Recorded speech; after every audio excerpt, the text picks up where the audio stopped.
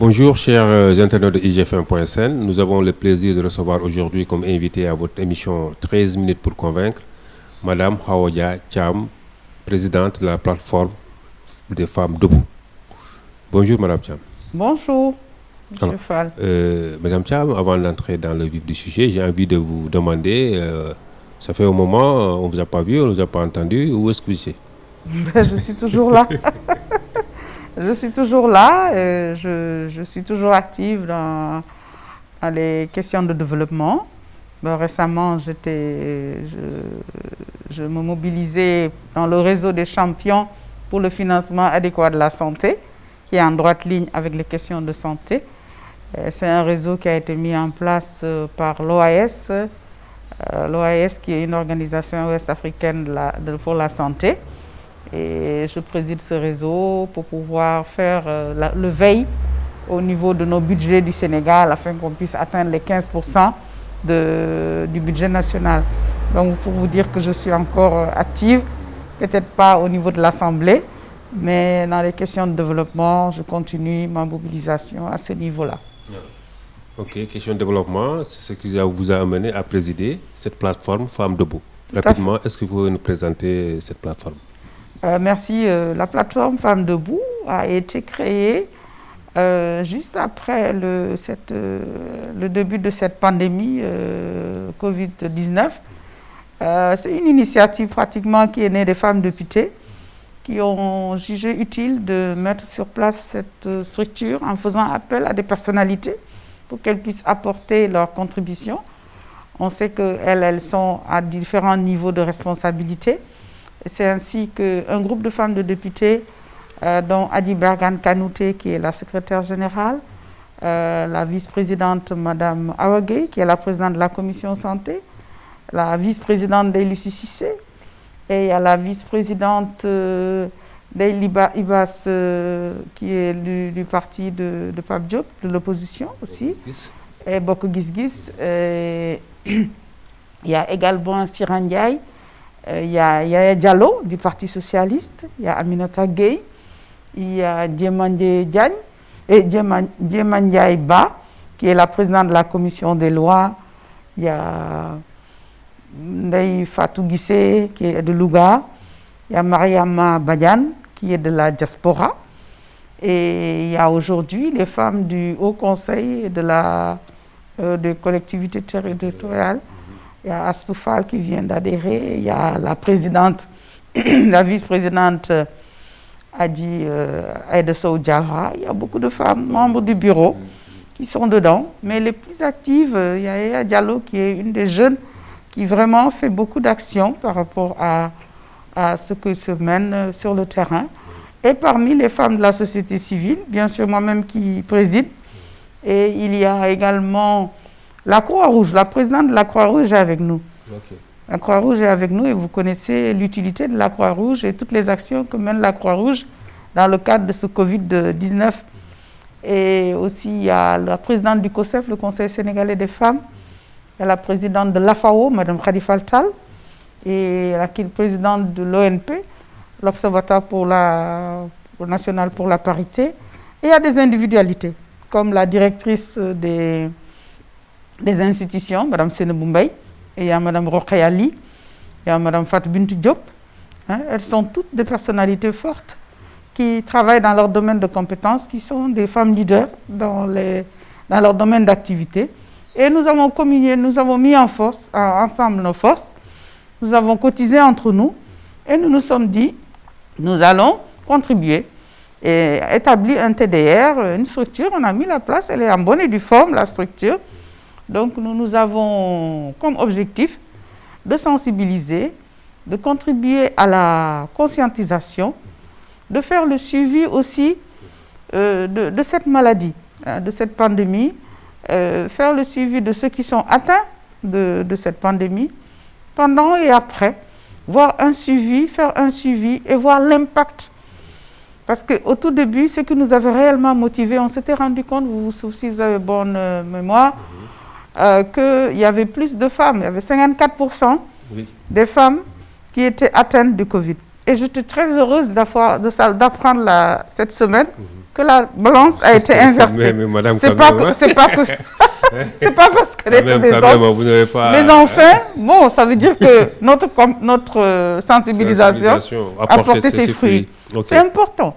Quand les femmes sont moins atteintes, je crois que finalement, ça va réduire beaucoup de choses. Ça veut dire qu'on s'approprie les pratiques, on s'approprie on connaît mieux le virus, et les femmes ont un impact grand. L'impact que les femmes ont dans leur action est incommensurable. Parce que elles sont dans les maisons, et quand on fait le bon travail à la maison, dans la rue, c'est plus facile. C'est nous qui éduquons, c'est nous qui gérons la maison. Les mesures barrières, quand on l'adopte déjà chez soi, vous êtes sûr de les adopter dehors. Clair. Et ça, les femmes ont un rôle important. Et comme je dis, bon, nous aussi, pourquoi est-ce que ça nous intéressait que les femmes ne soient pas atteintes? C'est des femmes leaders qui ont créé cette plateforme. Et on tenait à ce que ces femmes puissent jouer un rôle important, qu'elles ne soient pas atteintes d'abord, mais aussi qu'elles puissent être là où on a besoin d'elles. Donc, vous voyez un peu, c'était ça qui nous avait motivés. On s'est dit, on va avoir une approche qui va toucher les femmes. Et d'ailleurs, c'est aujourd'hui l'approche communautaire que les gens ont. Mais nous, depuis très tôt, on s'était dit, il faut avoir une approche très inclusive, une approche qui va tourner autour de nos actions en tant que femmes leaders qui se battent pour les droits des femmes, mais aussi qui doivent se battre pour les droits sanitaires des femmes. Et c'est tout là l'intérêt de la plateforme Femmes Debout. C'est des femmes vraiment engagées qui, en temps normal, défendent les intérêts politiques, les intérêts économiques des femmes. Aujourd'hui, qu'on est confronté à cette pandémie qui nous est tombée de je ne sais où et que personne ne connaît, donc il fallait plus que jamais qu'on se mobilise. Et c'est dans ce sens-là qu'il y a eu cette rencontre, il y a eu ce regroupement de femmes, une synergie dans nos actions. Et nous avons cotisé entre nous. Nous avons cotisé, on n'a pas eu de financement. Et jusque-là, vous n'avez pas de partenaire qui soutient on a eu par la suite, parce que quand nous on posait la question des masques, ce n'était même pas une obligation. Nous avons décidé de donner des masques aux femmes dans les marchés. C'était notre plan barrière, avant même que l'État ne prenne cette décision. Et nous avons cotisé, nous avons acheté des masques que nous sommes allés donner à Castor. Vous vous souvenez, à Dakar, le premier point, c'était le marché Castor. Là où il y a nous sommes allés voir le maire de Castor, on lui a donné 1000 masques. Et vous voyez, donc c'était important. Ah oui, 1000 masques quand même. Et quand on lui a donné ces masques, par la suite, ONU Femmes nous a appuyés. À Castor, on a donné 500 masques, et c'est à la SICAP qu'on a donné 1000 masques aussi. À la SICAP. Donc, Castor, c'était d'abord les 500 masques pour le marché, et c'était très, très bien perçu par le maire, les responsables du marché, parce que c'est la semaine où vraiment on venait de découvrir le cas à Castor. Et ensuite, l'ONU Femmes, comme je dis, nous a appuyés. Aujourd'hui, nous, on est à des dizaines de milliers de masques qu'on a distribués. Après Castor, nous sommes allés à SICAP Liberté, voir le maire Santi Agne, à qui on a remis milliers de masques aussi, 1000 masques, qui devaient les distribuer dans les différents marchés. Ensuite, nous sommes allés à Keur-Massar. Keur-Massar, oui, nous sommes allés à Keur-Massar voir le maire Mbeng à Keur-Massar, faire aussi une distribution massive de masques. Et dernièrement, nous étions à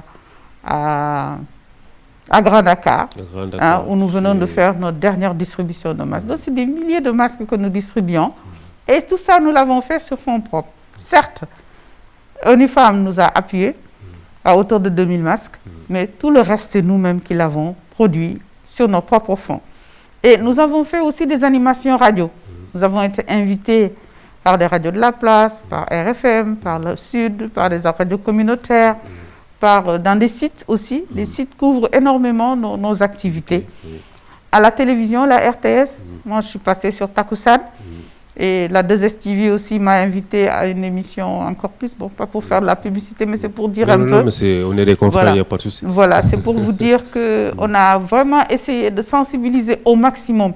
Parce que nous, on voyait déjà l'aspect communautaire. Et nous l'avons toujours dit. Depuis la semaine où on demandait à ce que le pain ne soit plus vendu dans les boutiques. Mmh. On est monté au créneau. Mmh. Je me souviens moi-même, à la Radio Sud, j'ai demandé à ce que les jeunes s'organisent et qu'ils n'aillent pas en masse à l'heure de la coupure du jeûne. Qu'ils aillent un peu plus tôt.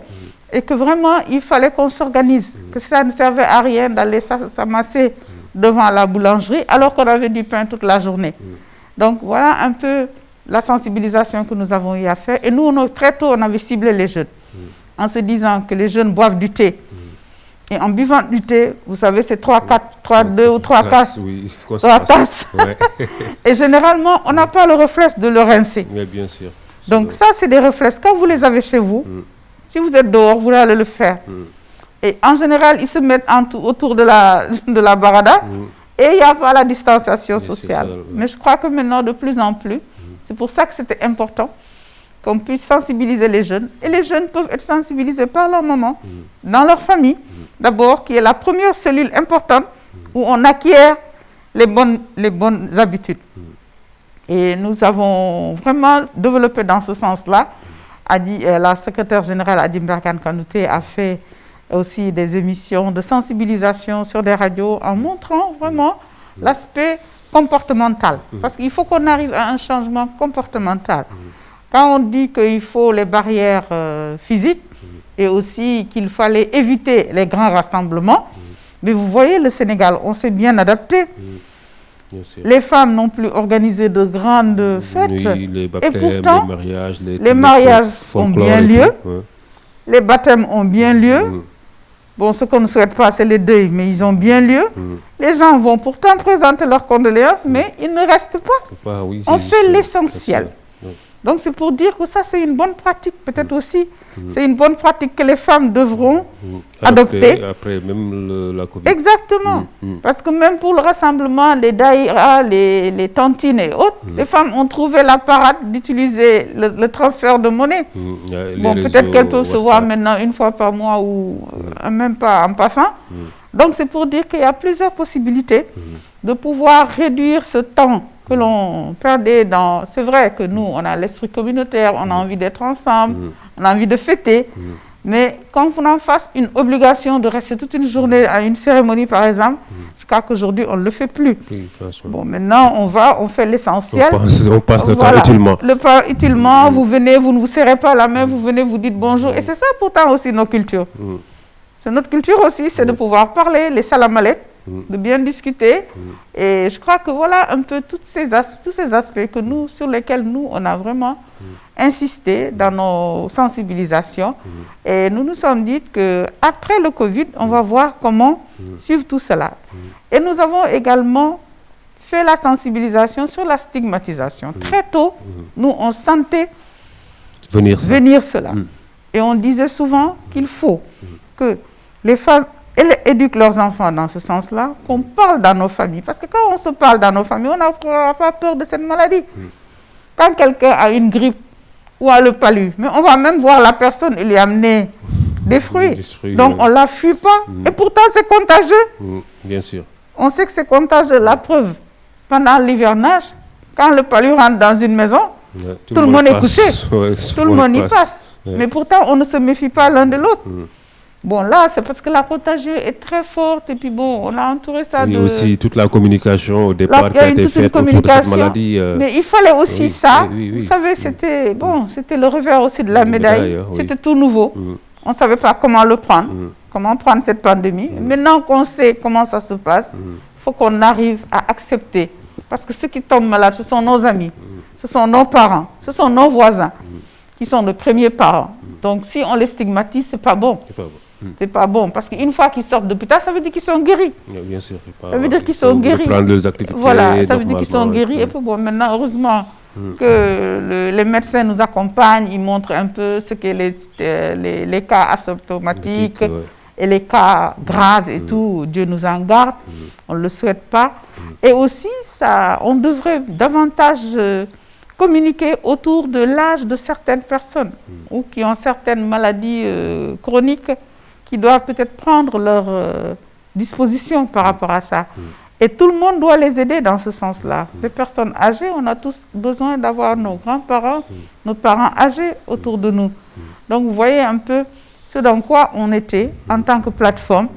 Et voilà un peu dans notre TDR ce qu'on souhaitait, sensibiliser, arriver à une conscientisation et voir comment accompagner les femmes dans tout cela. Okay.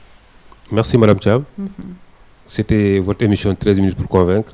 Nous avions le plaisir de recevoir aujourd'hui comme invité Madame Hawa Dia Thiam, présidente de la plateforme Femmes Debout. Merci, c'est moi qui vous remercie.